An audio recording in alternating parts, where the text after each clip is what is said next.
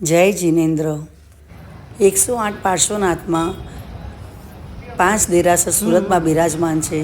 એમાં રાંદે રોડ સ્થિત દુઃખભંજન પાર્શ્વનાથ દેરાસર છે, જે એડ્રેસ નહીં હતું પણ શોધતા ગયા. રાંદે રોડ એટલી ખબર હતી. કેટલાને પૂછ્યું, કોઈએ અહીંયા કીધું, ત્યાં કીધું, એમ કરીને એડ્રેસ જ ન મળતું હતું. ભગવાને પ્રાર્થના કરી કે હે પાર્શ્વનાથ દાદા, ખરા દિલથી તારા દર્શન કરવા છે, અમને તું રસ્તો બતાવ.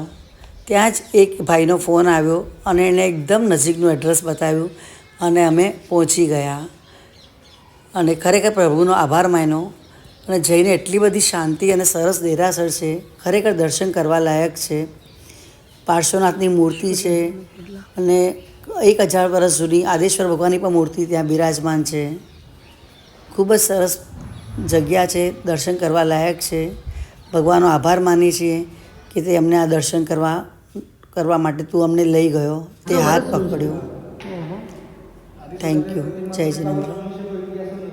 હા, સમુદ્રમાંથી મળેલી છે.